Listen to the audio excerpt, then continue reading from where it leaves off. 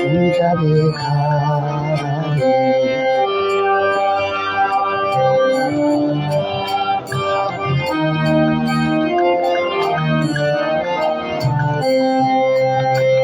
गोपीचन्न वल्लभा गिरिवरधारी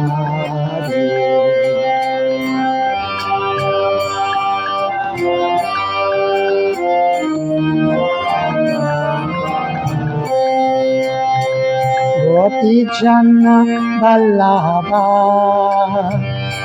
गिरिवरधारी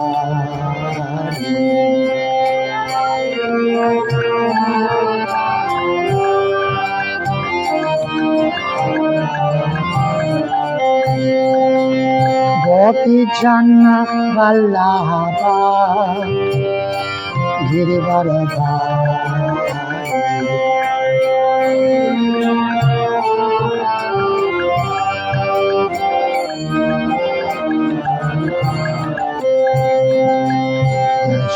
यशोदानन्दन व्रज जनरञ्जन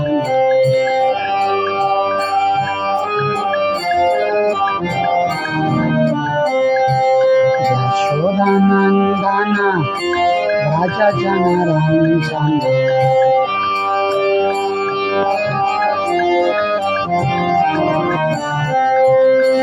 यमुनतीरा वनचारी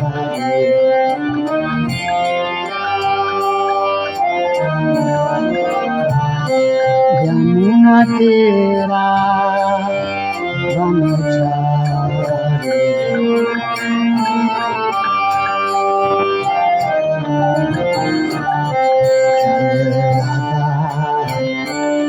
माधवा कुंज बिहारी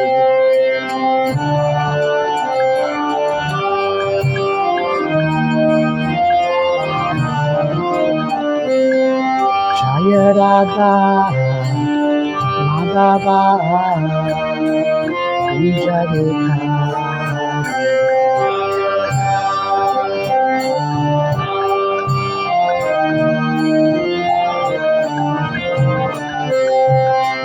गोपीचन्न वल्लभा गिरिवरधारी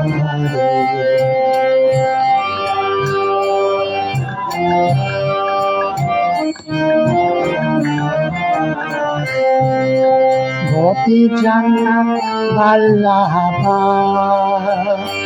गिरिवरधारी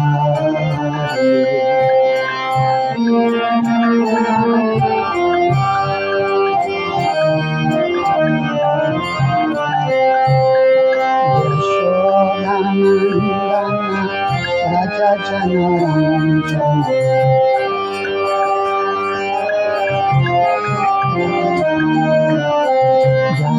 यशोदानन्दन व्रज जनरञ्जन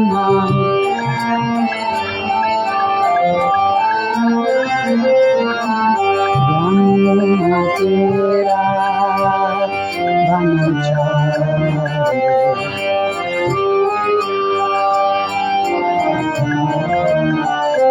यमुनतीरा वनचारी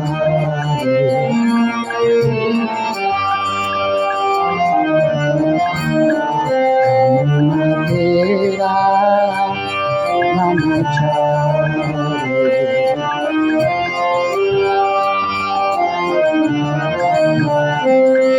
ॐ नमो भगवते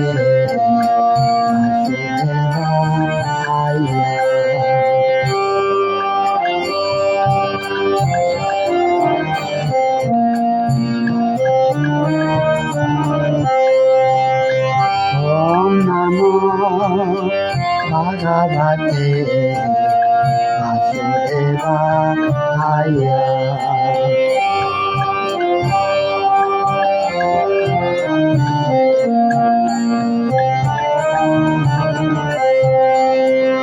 ॐ नमो भगवते वासुदेवाय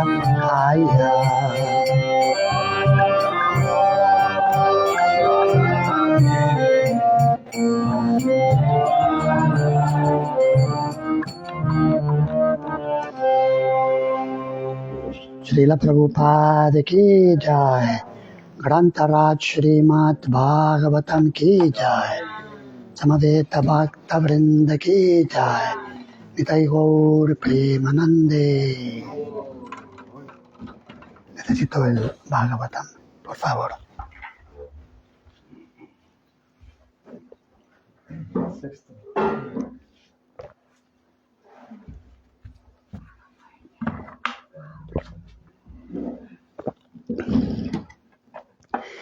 Narayanam namaskritya naram chaiva narottamam devim sarasvatim vyasam tato chayam mudirayet mukam karoti vachalam pangum langayate girim yat kripatamaham bande Shri Gurum Dinataranam Paramananda Madhavam Shri Chaitanya Mishwaram Vanchakalpa Tarupyascha Kripa Sindupya Evacha Patitanam Pavanepyo Vaishnavepyo Namo Namaha Nama Om Vishnu Padaya Krishna Prestaya Bhutale Srimate Bhakti Vedanta Swaminiti Namine Namaste Sarasvate Deve Gauravani Pracharine Nirvishesha Shunyavadi Paschatya Deshatarine Jaya Shri Krishna Chaitanya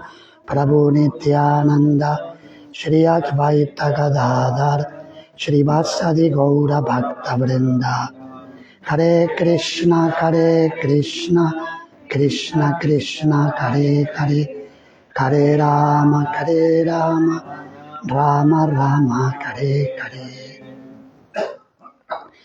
Hare Krishna, muchas gracias por venir a la clase de Srimad Bhagavatam de hoy, correspondiente al canto sexto, capítulo quinto, titulado Prajapati Daksha maldice a Narada Muni. El verso de hoy es el número 25. Te chapitra samadhishta praja sarge drita vrataha Narayana saru jakmur Yatra siddha svapurvajaha Te chapitra samadhishta praja sarge drita vrataha Narayana saru jakmur Yatra siddha svapurvajaha Te chapitra samadhishta praja sarge drita vrataha Narayana saru jakmur Yatra siddha svapurvajaha Chapitra samadhishta Chapitra samadhishta sarge dritra Narayana sarvajakur Yatra siddha svapurvaja Chapitra samadhishta Chapitra samadhishta Praja sarge drita vrataha Praja sarge drita vrataha Narayana sarojakmur Narayana sarojakmur Yatra siddha svapurvajaha Chapitra samadhishta Te chapitra samadhishta sarge drita vrataha Praja sarge drita vrataha Narayana sarojakmur Narayana sarojakmur Siddha svapurvaja Sahaya Yatra Siddhas Vapurvayaha. Devotas. Techa Pitra Samadhishta Praja Sarge Drita Vrata Narayana Sarojakmur Yatra Siddhas Vapurvayaha. Techa Pitra Samadhishta Praja Sarge Drita Vrata Narayana Sarojakmur Yatra Siddhas Vapurvayaha. Techa Pitra Samadhishta Praja Sarge Drita Vrata Narayana Sarojakmur Yatra Siddhas Vapurvayaha. Traducción y significado por su divina gracia, Srila Prabhupada. Esos hijos, los Shavalasvas, Cha y Pitra, por su padre, Samadhishta, al recibir la orden, Praja Sarge, para aumentar la descendencia de la población. Drita Vrataha, aceptaron votos. Narayana Sara, el lago sagrado llamado Narayana Saras. Jakmu, fueron a Yatra, donde Sita, perfeccionaron. Svapurvaya, sus hermanos mayores, que habían ido allí antes. Traducción. Cuando su padre les ordenó que engendrasen descendientes, la segunda generación de hijos de Daksha se marchó también a Narayana Saras, el mismo lugar en que sus hermanos habían alcanzado antes la perfección, gracias a las instrucciones de Narada. Los Savalashvas permanecieron en aquel lugar sagrado, sometiéndose a grandes votos de austeridad. Si lo queréis repetir, cuando su padre les ordenó que engendrasen descendientes, la segunda generación de hijos de Daksha se marchó también a Narayana Saras, el mismo lugar en que sus hermanos habían alcanzado antes la perfección, gracias a las instrucciones de Narada. Los Savalashvas permanecieron en aquel lugar sagrado, sometiéndose a grandes votos de austeridad. El significado: Prajapati Daksha envió a su segunda generación de hijos al mismo lugar en que sus hijos mayores habían alcanzado la perfección. También ellos podían caer víctimas de las instrucciones de Narada. Pero aún así no dudó en enviarles al mismo lugar. Podía haberlos enviado a otro lado, pero no, decidió enviarlos allí. Claro que también sabía que Narada Muni se movía, o sea, que incluso si los mandaba a otro lado, Narada Muni podía ir allí también.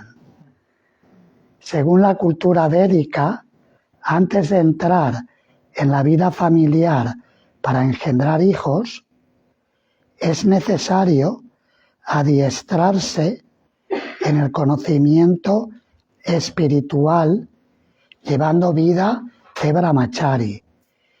Ese es el sistema védico.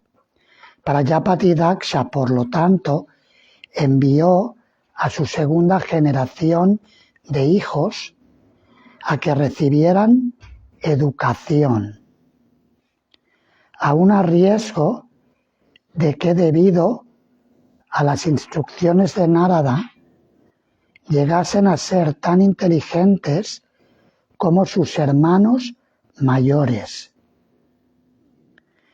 Como padre responsable, Daksha no dudó en permitir que sus hijos recibiesen formación cultural en lo tocante a la perfección de la vida. La elección entre regresar al hogar de vuelta a Dios o pudrirse en el mundo material en diversas especies de vida les correspondía solamente a ellos.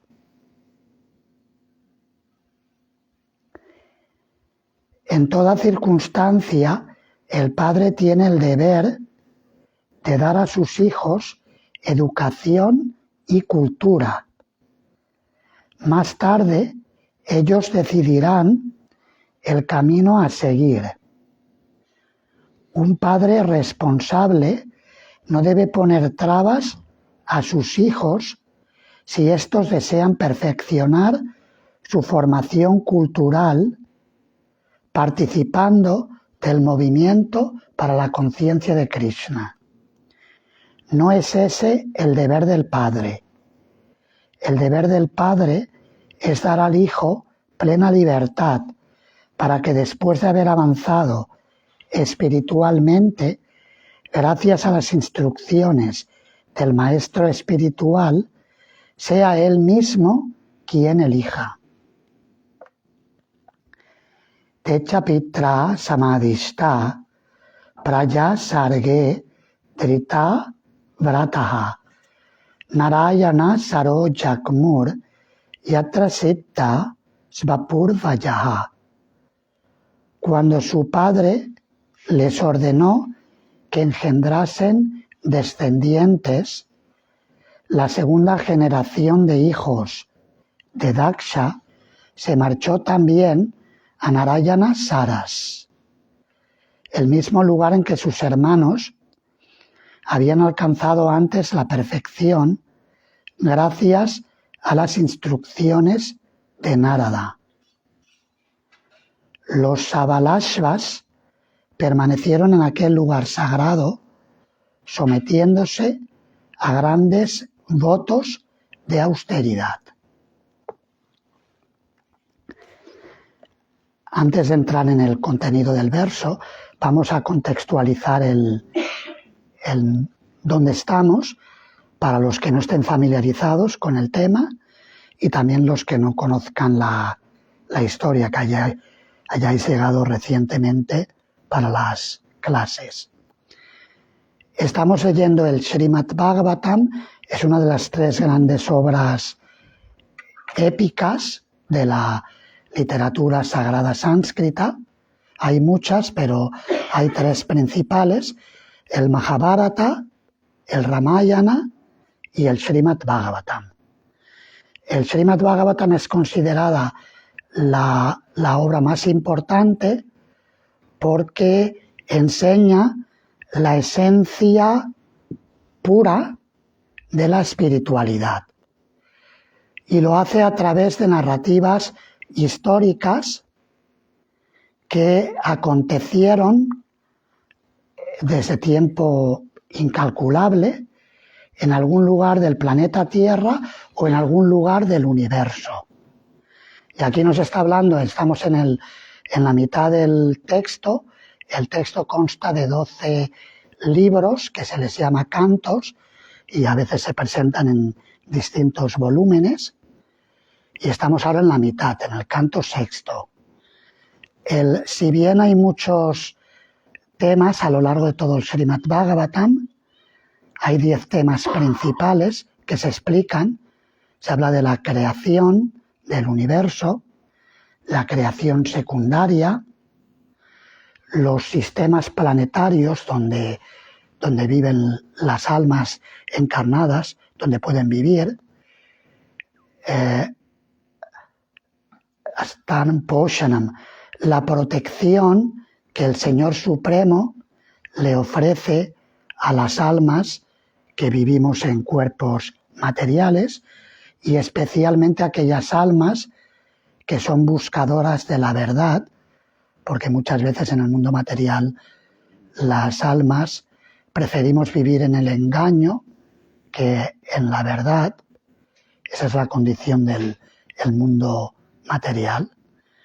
Así, Poshanam, la protección que brinda el Señor, el impulso creativo y los deseos que tienen las entidades vivientes, los periodos universales, los temas que tratan del Señor y de sus devotos, temas de la vida trascendental, la aniquilación del cosmos y la aniquilación del ciclo de nacimientos y muertes repetidos, la liberación del alma del ciclo de reencarnaciones, del samsara, y finalmente revela a Sri Krishna, la personalidad suprema de Dios, la verdad absoluta, como el refugio máximo para todas las almas. Y de hecho los primeros 9 temas se explican para iluminar el último tema, es decir, llegar a conocer a Dios y la relación que nosotros tenemos con Él.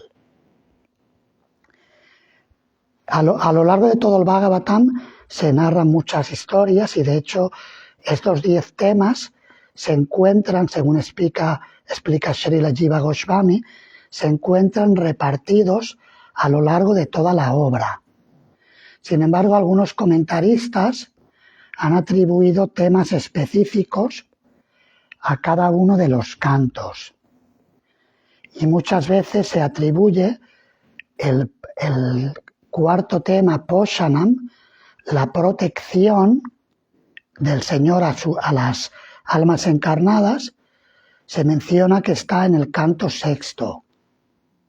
Por ejemplo, en este canto hemos escuchado en capítulos anteriores la historia de Ayamila, aquel gran pecador, una persona muy materialista que se dedicó incluso a la delincuencia, a pesar de que en su juventud había sido una persona virtuosa y había practicado la vida espiritual con su familia, pero luego por malas compañías se dedicó a la vida mundana de la forma más grotesca posible,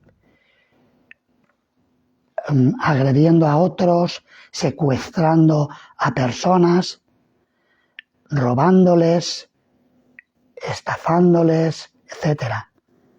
Sin embargo, al final se salvó o tuvo una segunda oportunidad porque de forma inconsciente cantó el santo nombre, que es un nombre de Dios. Narayana significa el manantial o el origen de todos los seres vivos. También significa el refugio de todos los seres vivos.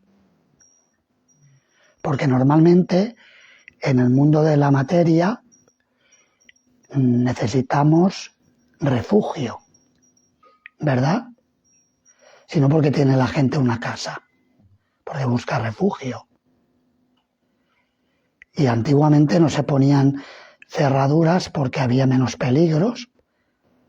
Antiguamente en los pueblos la gente dejaba la puerta abierta, ¿verdad? No había ningún problema. Pero la gente entraba y salía, sabía que nadie le iba a hacer nada. Recuerdo no hace tantos años, en Madrid, había una pareja, que no sé, hace muchos años que no sé de ellos, no recuerdo sus nombres, pero eran una pareja que iban por el templo de Madrid, hablo de primeros de los años 90,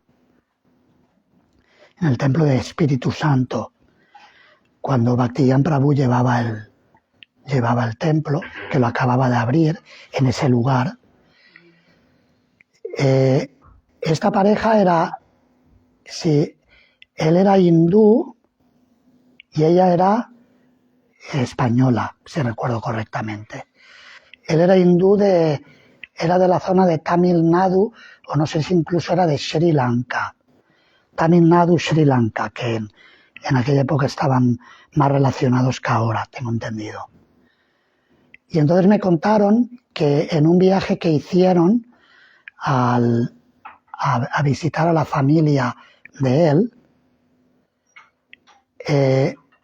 ella compartía, yo les pregunté cómo ha ido el viaje y qué tal en vuestro pueblo pater, el pueblo de los padres de él y tal, cómo ha ido. Y me comentaban que allí, que era un pueblo bastante remoto, pero que ella podía salir tranquilamente, siendo occidental, salía tranquilamente por el pueblo sin miedo a que nadie la agrediera. En algunos pueblos sí, pero en muchos lugares ya no es posible. Y estamos hablando de hace 30 años, en algunos lugares sí era posible y era muy, muy natural y todo muy tranquilo, porque la gente era más piadosa que ahora. Hay una degradación a pasos agigantados en el mundo, también provocada muchas veces por los aparatos que utilizamos y toda la basura que circula por las redes, estimula a que la gente se degrade más rápido. Es algo que tristemente es así. Si bien es cierto que podemos utilizar estos mismos elementos para transmitir conocimiento trascendental. Lo mismo que causa el enredo se puede utilizar para desenredar. Como el ejemplo que se suele dar, que si tengo una astilla clavada, es decir, estoy herido con algo puntiagudo, puedo utilizar otro elemento puntiagudo, como por ejemplo un alfiler o una aguja desinfectados, para sacar eso puntiagudo que me hace daño. Es decir, que podemos utilizar aquello que nos hace daño, si se utiliza sabiamente, terapéuticamente, puede servir como cura. También ocurre con los productos lácteos. Si una persona se enferma por abusar del consumo de productos lácteos, por ejemplo, bebiendo demasiada leche o tomando demasiados dulces de leche, la enfermedad se puede curar con otros productos lácteos, como por ejemplo el yogur, el kéfir, el requesón. Hay ciertos productos que que restablecen la flora intestinal y que ayudan a poner las cosas en su lugar. Lo mismo que causó la enfermedad se convierte en la causa de la cura de la enfermedad. Bien, así que estamos en este canto sexto, se nos habla especialmente de temas relacionados con la protección que Krishna ofrece a las almas, especialmente a las almas que buscan refugio. El refugio es Krishna y estos temas se explican para estimularnos a acercarnos al verdadero refugio. Porque hoy en día, realmente las personas que si se meten en un búnker para refugiarse de cualquier peligro, no hay garantía de que vayan a estar protegidas. Por mucho que busquemos la protección, finalmente no depende de nosotros el estar o el no estar protegidos, ¿no? Nosotros podemos hacer nuestra parte, pero luego Krishna puede hacer la suya. Como dice el proverbio bengalí, Mare Krishna Rake Krishna Mare ke. Mare Krishna, si Krishna te quiere matar, Mara, las maras son, en Latinoamérica hay las maras que son delincuentes. En sánscrito Mara significa muerte. No sé si es coincidencia, pero es Mare Krishna Rake ke. Si Krishna te quiere matar, Rake ke. ¿Quién te va a proteger? Y Rake Krishna Mare ke. Y si Krishna te quiere proteger, ¿quién te va a matar? ¿Quién te va a hacer daño? Es decir, que no depende de nosotros. Por supuesto, nosotros podemos tomar nuestras precauciones con el abrigo, con el lugar de residencia, con la dieta saludable, etc. Pero luego, finalmente, la vida y la muerte, la salud y la enfermedad no dependen de nuestro control. Ahora estamos en esta historia que en la que se habla de Prajapati Daksha. Daksha es un progenitor universal. Según los Vedas, hay personalidades, es decir, Dios no controla en solitario, sino que tiene a gente que trabaja para él. Si hasta una persona, un don nadie del mundo material, tiene gente que trabaja para él, un millonario materialista, que más o menos, con todo el respeto a la persona, pero los que vivimos en este mundo mortal, somos, como nos diría Ambarish Maharaj Das, somos un pobre diablo. Dice, ese es un pobre diablo. Somos así, somos pobres diablos. Hay gente que tiene mucha riqueza, mucha opulencia. Podemos creernos que somos alguien importante, pero somos pobres mortales, sujetos a los diferentes tipos de sufrimientos, sino porque llevan guardaespaldas. Llevan guardaespaldas porque quieren estar protegidos, no porque sean fuertes, precisamente llevan guardaespaldas porque son débiles. El progenitor universal tuvo muchos hijos haciendo uso del poder que había recibido, un poder superior al que tenemos los humanos. Yo, por ejemplo, tuve unos tíos, mi tío Jaime y mi tía Carmen, así le llamábamos, el tío Jaime, la tía Carmen, tenían 12 hijos. Todavía los primos todavía viven.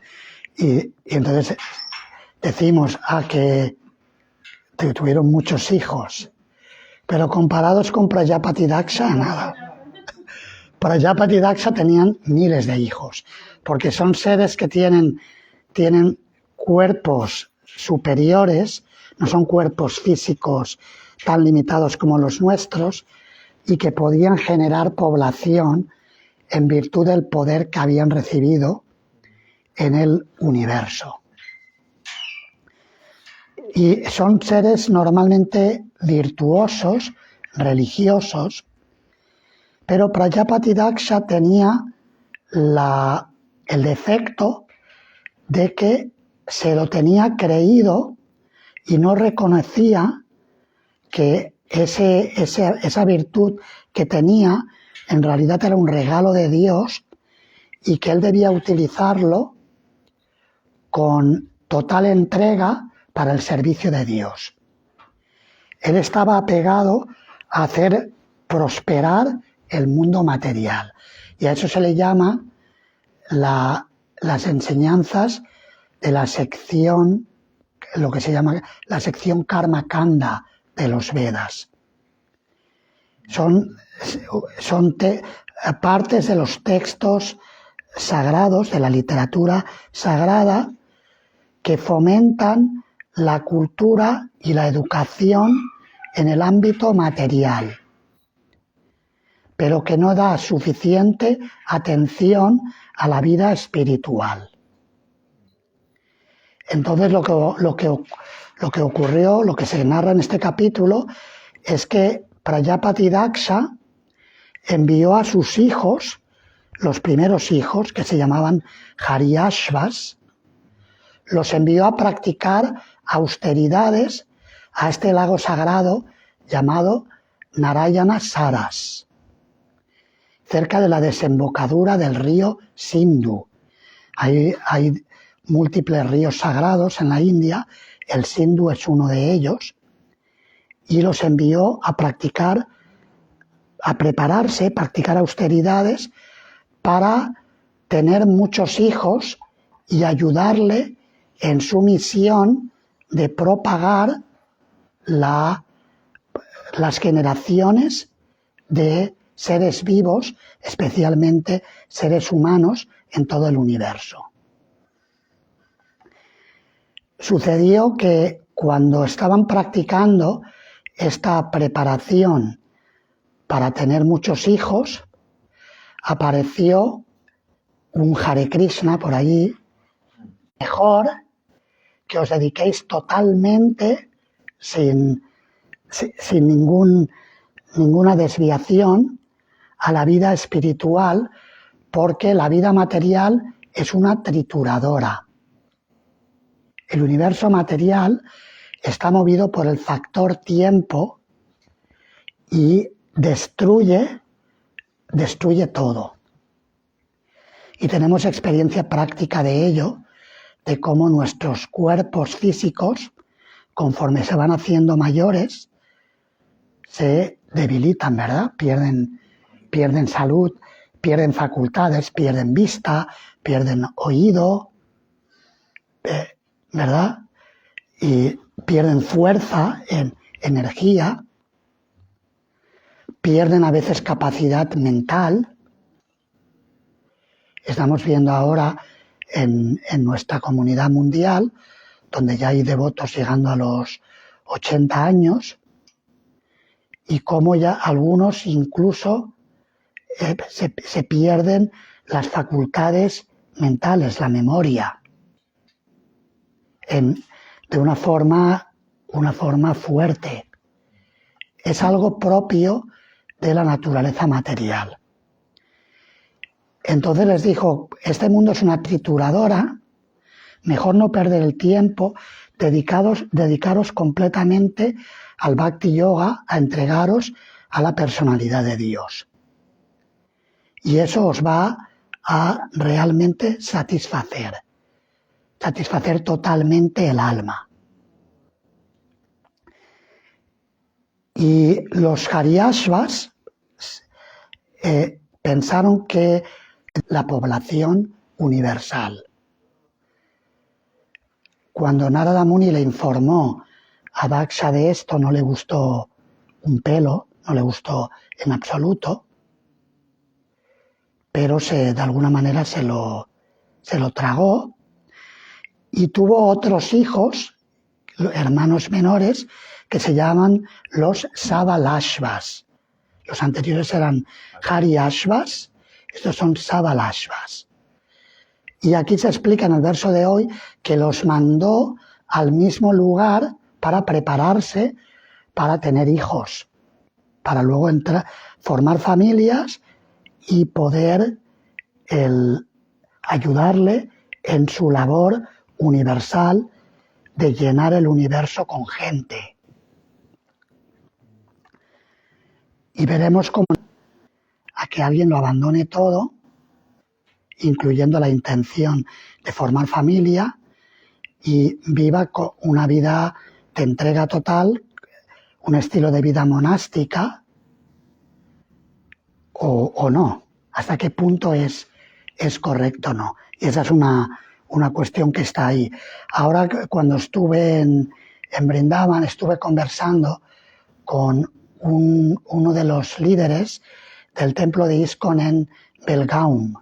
Belgaum es hay una comunidad agrícola, ahí no la he visitado, que dirige su santidad Bhakti Rasamrita Swami Maharaj, y este devoto me hablaba un poco de cómo estaban desarrollándose las cosas en ISKCON India, y me comentaba cómo antiguamente predicaban es que algunos jóvenes que habían entrado a vivir al ashram abandonándolo todo, cuando llegaban a la edad madura decidían formar familia.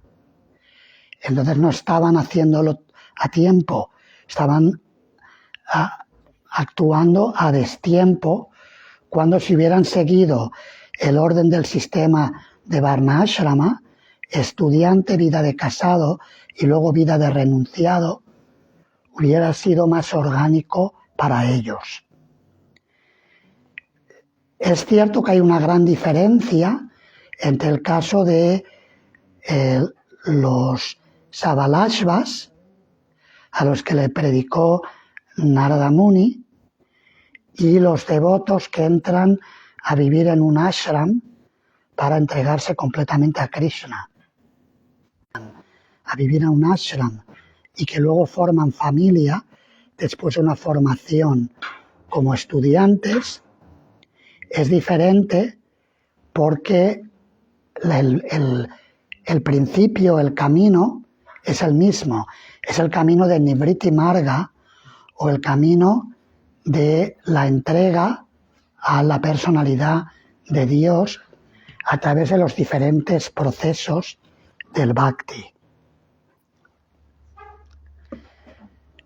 Casado, para alguien que sigue el sendero no devocional del Karma Kanda, que para el que lo sigue en el camino del Bhakti. Es muy diferente. Comentarios o preguntas sobre lo que hemos mencionado hoy. Bastante interesante ver que inclusive hoy en nuestros tiempos, si una persona quiere tener familia, tiene que también prepararse, ¿no? Es decir, tener una profesión, y en el mejor de los casos conseguir ya un coche, una casa, todo lo que se necesita para una grija, ¿no? Una vida plena, ¿no? en familia. Y inclusive en esos tiempos también de una manera se iban a preparar también, claro, en ese sistema Karma Kanda, pero se preparaban también para optar a una vida familiar, ¿no? Es bastante interesante porque eso aún se sigue. Claro que ya no hay un principio hoy en día de un para qué, solamente es algo personal, no para una ofrenda, ¿no? A una divinidad, pero inclusive en estos tiempos todavía hay que prepararse. Claro que Kali Yuga avanza y ya ni siquiera eso viene, ¿no? Ni una adoración a los semidioses, ni mucho menos a Narayana, sino para sobresalir nada más en el mundo. Sí, entonces estás diciendo que hay que tener en cuenta la preparación, que si alguien, sí, eso es importante, si alguien piensa formar familia y vive en un ashram, debe tenerlo en cuenta cómo organizar su vida. Es verdad que los devotos dependemos de Krishna, y eso siempre está ahí, pero también hay que usar la inteligencia que Krishna nos da para hacer las cosas correctamente, de una manera responsable. Luego Krishna siempre ayuda, o sea que eso está ahí. comentarios, preguntas. Un poco de inspiración de cómo mantener la mente en la conciencia de Krishna cuando estamos en el trabajo o fuera, en el mundo material, cuando estamos muchas horas y pasamos la vida. ¿Cómo podemos mantenernos siempre fijos en ese servicio de Krishna? Cantar siempre cuando estamos llevando a cabo otras actividades.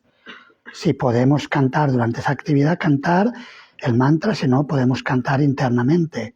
Es decir, que Krishna en la Bhagavad Gita dice Tasmat sarveshu kaleshu mam anusmara duyutyacha. Trata es eso, de poder vivir con Krishna o poder recordar a Krishna a cada momento, independiente de las actividades que llevemos a cabo. Claro que no es siempre fácil. Si estás trabajando con personas que no son devotas, por ejemplo, es más difícil, pero internamente el control de lo que pasa dentro de ti lo tienes tú en la medida que Krishna te permita, tienes ese control de lo que pasa dentro de ti y de cómo interactúas con la gente. Se trata de ejercer esa facultad, ese don que Krishna nos da, ejercerlo a favor de Krishna y no dejar el perdernos con tantas cosas. Para poder hacer esto se requiere una práctica espiritual diaria. Si no cantamos un buen japa, es más difícil recordar a Krishna el resto del día y tener una conciencia espiritual en las actividades que llevamos a cabo diariamente, incluso dentro de la comunidad de devotos.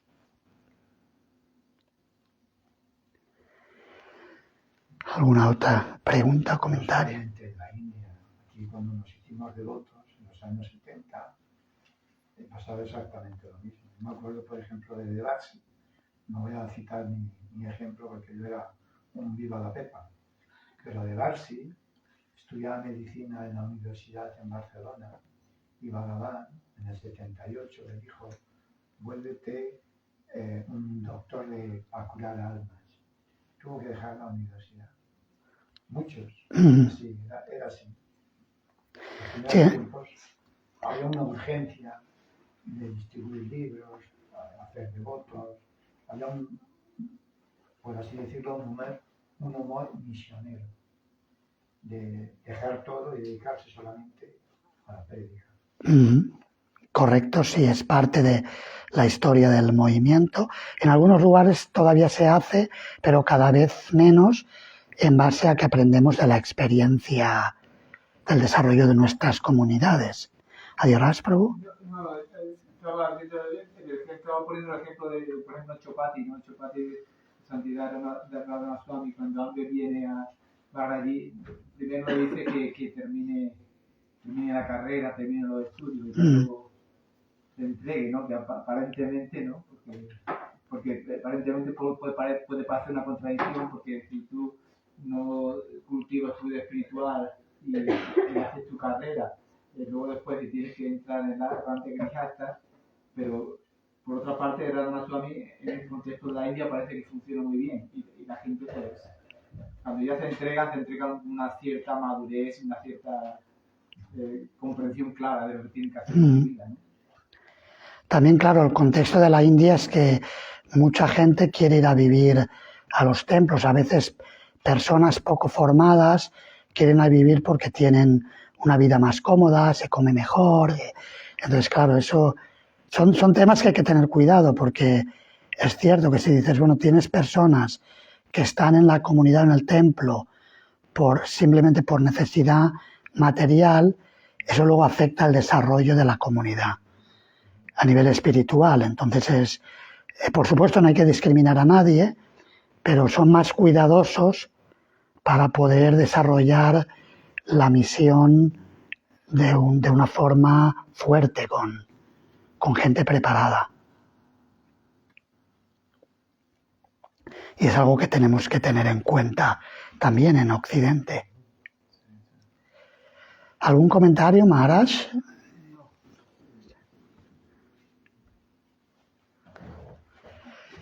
Terminamos aquí, muchas gracias. Mario, ¿quieres preguntar algo? Yo me preguntaba si a esta persona que Dios le encomendó propagarse, fue Dios el que se lo pidió, ¿no? Krishna el que se lo pidió. No directamente, sino a través de...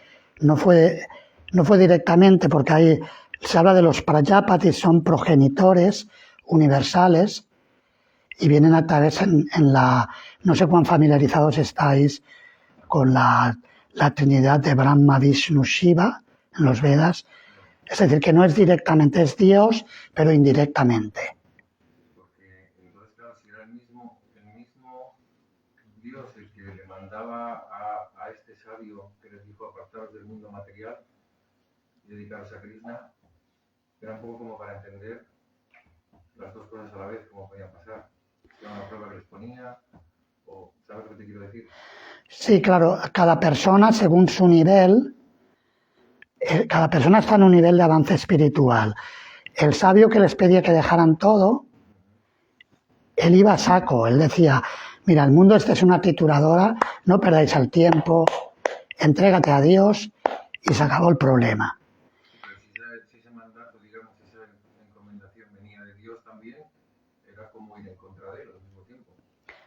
Sí, lo que pasa es que Dios da instrucciones, es como en la universidad.